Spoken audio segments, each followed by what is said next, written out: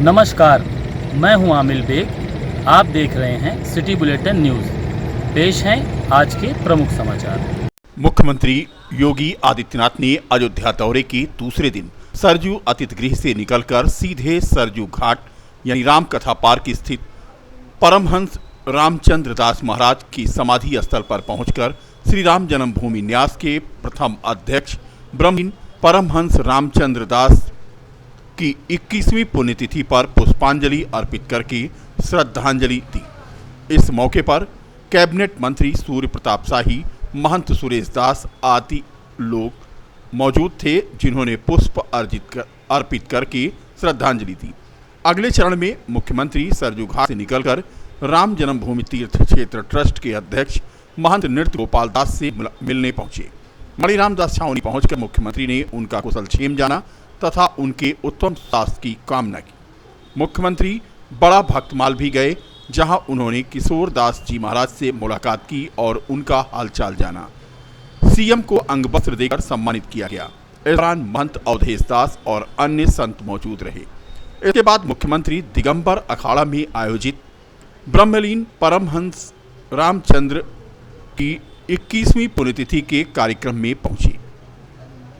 मुख्यमंत्री योगी आदित्यनाथ ने दिगंबर अखाड़ा में पहुंचकर अनंत श्री विभूषित प्रतिवाद भयंकर राम जन्मभूमि न्यास के प्रथम अध्यक्ष संत समाज के गौरव दिगंबर अखाड़ा के साकेतवासी महंत परमहंस महाराज की 21वीं पुण्यतिथि पर परिसर में साकेतवासी परमहंस महाराज की मूर्ति का अनावरण किया।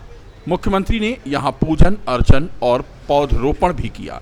इसके बाद आयोजित कार्यक्रम में उन्होंने बोलते हुए कहा कि गोरक्ष पीठ गुरु पूज्य महंत अभयनाथ के साथ दिगंबर अखाड़ा की ब्रह्मलीन परमहंस रामचंद्र दास राम जन्मभूमि के अगुवा रहे। मुख्यमंत्री ने कहा कि मर्यादा पुरुषोत्तम श्री राम के परम भक्त ब्रह्मलीन परमहंस रामचंद्र दास का पूरा जीवन राम जन्मभूमि के लिए समर्पित रहा। उन्होंने इस आंदोलन को जीवन का मिशन बनाया। संतों का संकल्प एक साथ एक स्वर में बढ़ा तो अयोध्या में मंदिर निर्माण का मार्ग प्रशस्त हुआ। उनका सौभाग्य है कि 21 वर्ष बाद ही सही उनकी प्रतिमा के स्थापना का सौभाग्य उन्हें प्राप्त हुआ। मुख्यमंत्री ने कहा कि गोरक्ष पीठ गोरखपुर और दिगंबर अखाड़ा अयोध्या 1940 के दशक से एक दूसरे के पूरक बनकर कार्य करते थे। जब रामचंद्र दास बचपन में अयोध्या धाम आए, तब से उनका लगाव गोरक्ष पीठ से था। तत्कालीन गोरक्ष पीठ महंत दिग्विजयनाथ के सानिध्य में रहकर राम जन्मभूमि आंदोलन को आगे बढ़ाया।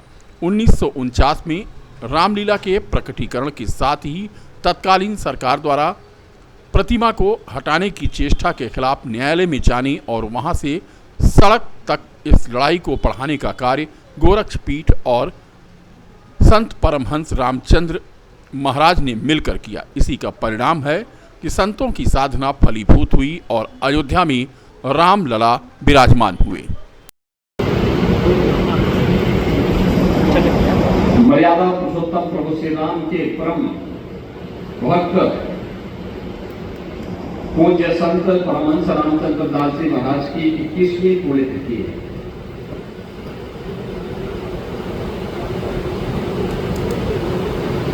राम जन्मभूमि के लिए जिनका पूरा जीवन समर्पित रहा हो, जिन्होंने अपने जीवन का एक मिशन इस आंदोलन को बनाया हो, ऐसे पूज्य संत की भव्य और दिव्य प्रतिमा के अनावरण का भी मुझे अवसर प्राप्त हुआ और सचमुच मूर्ति की जो परिकल्पना थी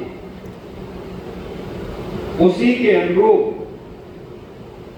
परमहंसी मूर्ति को देखकर कैसे लग रहा था जैसे वे अभी कुछ बोलने वाले हैं। ये मेरा सौभाग्य है कि 21 वर्ष के बाद ही सही दिगंबर अखाड़ा में पूज्य परमहंस रामचंद्र दास जी महाराज की इस भव्य और दिव्य प्रतिमा को स्थापना का सौभाग्य मुझे प्राप्त हुआ है क्योंकि जब परमहंस रामचंद्र दास जी महाराज की बात आती है तो गोरखपीठ, गोरखपुर और दिगंबर अखाड़ा अयोध्या वे एक दूसरे के पूरक बनकर के कार्य करते थे। आज से नहीं, 1940 के दशक से। बता दें कि लगभग 3 महीने के बाद सीएम योगी का ये अयोध्या का पहला दौरा था। 2 दिवसीय इस दौरे के बाद आज सीएम योगी अंबेडकर नगर के लिए रवाना हो गए। वास्तविक श्रद्धांजलि ऐसे ऐसे महापुरुष वामदेव जी हुए, अवैधनाथ जी हुए, दिग्विजयनाथ जी के समय में तो मूर्तियाँ स्थापित हुई थी जब गोरक्षपीठाधीश्वर थे उस समय। ऐसे महापुरुष लोगों के नाम पर चौराहे नहीं होंगे तो किसके नाम पर चौराहे होंगे आखिर? जो राम जन्मभूमि के लिए इतना महत्वपूर्ण संघर्ष, अयोध्या के लिए संघर्ष किया, अयोध्या की पहचान के लिए संघर्ष किया उन्होंने। केवल राम मंदिर की बात नहीं है, अयोध्या की पहचान के लिए संघर्ष किया उन्होंने। जी, आप लोगों के साथ सीएम साहब की बैठक हुई, क्या सीएम साहब के साथ बैठक रही? मैं उस बैठक में नहीं जा पाया था। और क्या क्या मांगे हैं आप? हम सब लोगों की यही मांग है कि अयोध्या को रिस्टोर करना है। अयोध्या के जितने तीर्थ हैं उन सभी तीर्थों को प्रकट करना है। ये नहीं कि उन तीर्थों के पत्थरों को ले जाकर के गार्डन के अंदर लगा दिया जाए भाई, ये जरूरी नहीं है। जो तीर्थ हैं उन तीर्थों को उस रूप में स्पष्ट होना चाहिए अयोध्या। उत्तर प्रदेश के यशस्वी मुख्यमंत्री योगी आदित्यनाथ जी महाराज दिगंबर अखाड़ा में पूज्य आचार्य रामचंद्र दास जी महाराज की मूर्ति का अनावरण करके और संतों के साथ मंच पर उद्घोष किया ऐसे सनातन संस्कृति सुरक्षित रहे। आचार्य रामचंद्र दास जी महाराज ने एक संकल्प लिया था कि मंदिर भव्य बने, जीते जी में बने, तो मंदिर का निर्माण हुआ पूज्य योगी आदित्यनाथ जी महाराज और प्रधानमंत्री जी के नेतृत्व में। और अयोध्या के संतों से अपेक्षा किया, आह्वान किया कि आप लोग विकास कार्य में ऐसे योगदान, ऐसे सहयोग करते रहिए, हम विश्व पटल पर अयोध्या को स्थापित करेंगे। जी, आप लोगों के साथ बैठक हुई थी संतों के साथ, तो कुछ समीक्षा कानून व्यवस्था नहीं, बस सिर्फ यही था, अयोध्या डेवलप, अयोध्या विकास को लेकर, अयोध्या विश्व पटल पर स्थापित हो, इसके लिए उन्होंने कार्य किया। चुनाव भी 2 जगह होने को लेकर मैं अपेक्षा करूंगा वह जो है उत्तर प्रदेश की जनता से, उत्तर प्रदेश की जनता सनातन संस्कृति, हिंदुत्व को लेकर जिस प्रकार से योगी जी आगे बढ़ रहे हैं, आप भगवा को, सनातन को संरक्षित करने के लिए बीजेपी को वोट करें, जिससे मजबूती। मंगलवार को मुख्यमंत्री योगी आदित्यनाथ की कानून व्यवस्था और विकास की समीक्षा बैठक में मौजूद सपा के बागी विधायक अभय सिंह जब बैठक के बाद बाहर निकले तो उन्होंने कहा कि वह इस बैठक के दौरान मुख्यमंत्री को समस्याओं से संबंधित कागजात देने आए थे। अयोध्या गैंगरेप मामले को लेकर के सपा प्रमुख अखिलेश यादव के डीएनए टेस्ट की मांग को लेकर उन्होंने कहा कि जो लोग डीएनए की मांग कर रहे हैं वह अपनी अंतर आत्मा में झांकें। समस्याओं को लेकर के आया था माननीय मुख्यमंत्री से मिलने के लिए। क्या क्षेत्र की समस्याओं पर, रोड के लिए, नाली के लिए, सड़क के लिए, इसके लिए मैं आया। क्या आपको मिला, आश्वासन मिला आपने? हाँ, रोड, नाली, सड़क जो व्यवस्था खराब और ठीक होगी। मिल्कीपुर के काफ़ी पदाधिकारी आए हुए थे, वो उधर पूछिए। क्या वो विषय भी रहा आप? वो उधर पूछिए, मैं तो रोड नाली के लिए बात किया है। तो आपको क्या मिला काम के लिए? ग्रीन सिग्नल ये हुआ कि हाँ, सब व्यवस्था ठीक होगी। विधायक जी, जैसे महिला जो पीड़िता थी उसको लखनऊ रिफर कर दिया गया है। आप बड़े बड़े नेता सब मिनिस्टर लोग हैं, अब उनको देख लीजिए। हाँ, क्या बोलने बताइए। आप जो है जैसे आपकी मांग पे जिससे आपने बात उठाया था, पीड़िता को जो है यहाँ पर बैठा था, उसका ट्रीटमेंट हुआ, उसके बाद जो है उसको लखनऊ। हाँ, तो क्या कहेंगे इस पर आप? नहीं, यहाँ उतने अच्छे ट्रीटमेंट नहीं हो पा रहा होगा, इसलिए उसको ट्रीटमेंट के लिए वहाँ लखनऊ भेजा गया, जो डॉक्टर ने टीम ने भेजा। डीएनए टेस्ट की मांग कर रहे हैं लोग। डीएनए टेस्ट की मांग करने वाले महिला विरोधी हैं। डीएनए टेस्ट की मांग करना बिल्कुल गलत है। ये देश महिलाओं का सम्मान करता है, महिलाओं का डीएनए टेस्ट नहीं कराता है। यहाँ माँ दुर्गा पूजी जाती, महिला के रूप में माता लक्ष्मी पूजी जाती, माँ सरस्वती पूजी जाती है। और जो लोग डीएनए टेस्ट कराते हैं उनको अपने अंतर में झांकना चाहिए। ये महिला विरोधी बात है, महिलाओं का अपमान करने वाली बात है, बहन और बेटियों का अपमान करने वाली बात है डीएनए टेस्ट कराना। से मिलने आप आए थे, क्या समस्या लेकर के अपनी आए थे? माननीय मुख्यमंत्री जी से समीक्षा बैठक में मिला, समीक्षा हुई जिले की विकास कार्यों के लिए और सारे कार्यों के लिए। कुछ और बात रह गई, कागज देना रह गया, उस कागज देने के लिए मैं आया था। निषाद समाज की कई समस्याओं को लेकर निषाद समाज के अध्यक्ष संतोष निषाद ने विधायक वेद प्रकाश गुप्ता के माध्यम से मुख्यमंत्री को एक ज्ञापन सौंपा। मांग पत्र में भदरसा गैंगरेप पीड़िता को सुरक्षा और अच्छे इलाज तथा 25 लाख रुपए की आर्थिक सहायता देने की मांग की गई। उस मांग पत्र में जैसे कि हमारे प्रथम जो विशेष मांग है जो हमारे समुदाय के साथ वो जो भरत कुंड वाला कांड है उस पे जो है उसका मेडिकल ट्रीटमेंट अच्छे से हो, उसको मुआवजा मिले और उसके परिवार के भरण पोषण के लिए ज़मीन की मांग की हमारे समुदाय ने। और हमारे जनपद अयोध्या में जो 2-4 समस्याएं जैसे कि नौका विहार जो हमारा समुदाय का और पुराना व्यवसाय रहा है जिससे हमारे समाज के लोग उससे जीवन यापन करते थे उसको रखा है। हमारा एकलव्य छात्रावास जो है कोरोना कार्यकाल के दौरान जब बच्चे उसमें रह करके जो शिक्षा ग्रहण करते थे वो जब खाली था तब उस समय जो है कुछ बाहरी लोगों ने आके एकाएक उस पर कब्जा कर लिया।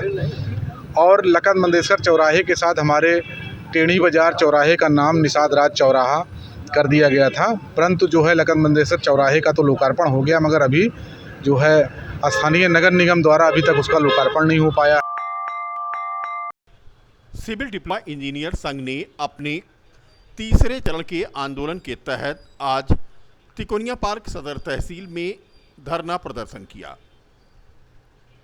इंजीनियर अमित श्रीवास्तव ने कार्यक्रम की अध्यक्षता की। कार्यक्रम में प्रांतीय पदाधिकारी एवं जनपद बाराबंकी, सुल्तानपुर, अंबेडकर नगर, अमेठी और अयोध्या के पदाधिकारी और सदस्य मौजूद रहे।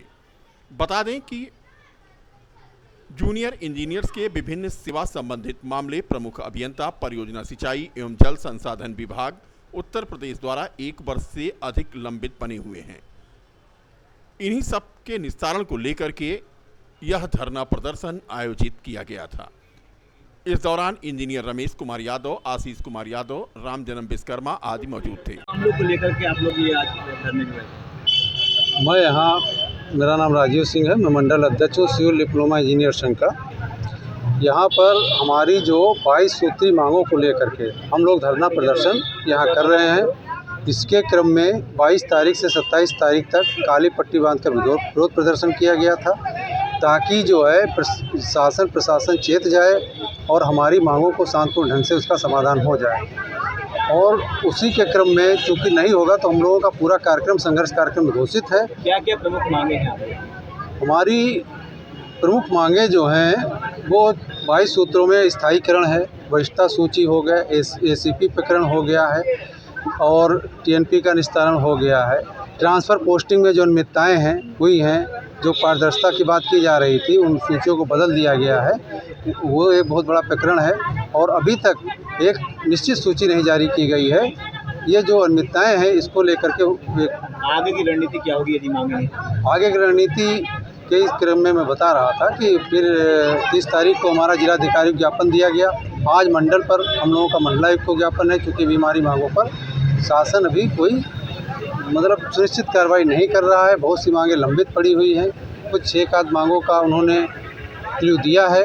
तो आज 7 तारीख को ये धरना है। अगर इसके बाद हमारी मांगों पर विचार हो जाता है, निस्तारण हो जाता है, वार्ता हो जाती है तो आगे का जैसा प्रांतीय कार्यकारिणी निर्णय लेगी वो होगा। नहीं होगा तो 22 तारीख से हम लोग प्रमुख अभियंता कार्यालय पर लखनऊ में प्रदेशव्यापी धरना प्रदर्शन होगा और मांगे जब तक नहीं मानी जाएंगी तब तक ये धरना प्रदर्शन जारी रहेगा। ठीक सर, क्या